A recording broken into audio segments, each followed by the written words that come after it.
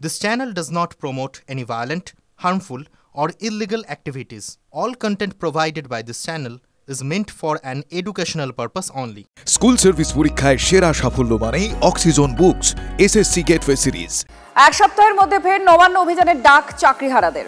যোগ্য আর অযোগ্যদের তালিকা প্রকাশ এবং রিভিউ পিটিশনের মাধ্যমে হারানো চাকরি ফিরিয়ে দেওয়ার দাবিতে এবার পথেও নামছেন চাকরিহারারা। নবান্নে মিছিলের ডাক চাকরিহারা শিক্ষকদের সংগঠন যোগ্য শিক্ষক শিক্ষিকা অধিকার মঞ্চের। পরিস্থিতি সামাল দিতে নবান্ন চত্বরে আগে থেকে প্রস্তুত পুলিশ প্রশাসন। আজ হাওড়া স্টেশনে সকাল 11:30টায় জমায়েত যোগ্য শিক্ষক শিক্ষিকাদের, তারপর সেখান থেকে মিছিল করে তাদের নবান্নে যাওয়ার কথা। লক্ষ্য যখন স্কুল সার্ভিস, সঙ্গে আছে গেটওয়ে সিরিজ, অক্সিজন বুকস।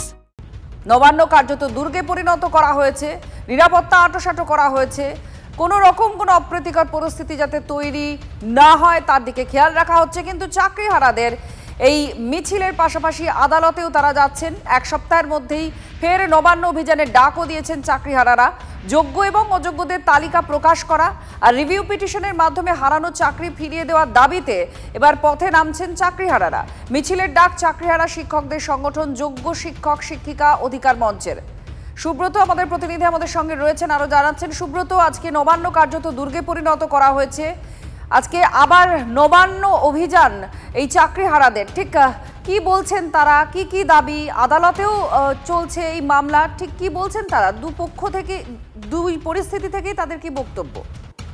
দেখো, একেবারেই তাদের একটাই দাবি, তাদের যে চাকরিগুলো বাতিল হয়েছে সেই চাকরিগুলো যেন তারা ফিরে পায়, এবং তার জন্যই কিন্তু আজ সকাল থেকেই, তুমি জানো গত সপ্তাহেও নবান্ন অভিযান হয়েছিল এবং আজকেও, আজ সোমবার সেই সপ্তাহের প্রথম দিন, আজকেও নবান্ন অভিযান।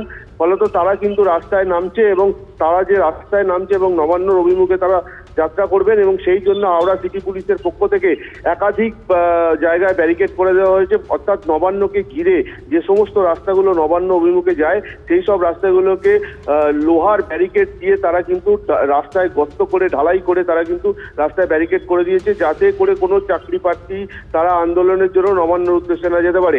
কিন্তু যত বেলা বাড়বে এই চাকরিহারাদের ভিড় বাড়বে এবং তারা কিন্তু নবান্নর অভিমুখে যাবে এবং তাদের যা দাবি সেই দাবি কিন্তু তারা রাস্তায় নেমে আদায় করবে, এমনটাই কিন্তু জানা যাচ্ছে। ধন্যবাদ।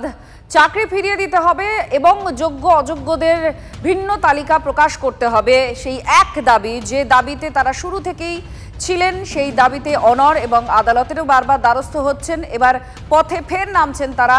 আবার নবান্ন অভিযান এই চাকরিহারাদের। নবান্ন কার্যত দুর্গে পরিণত করা হয়েছে। সকাল 11টা থেকে জমায়েত শুরু হবে হাওড়া স্টেশনে।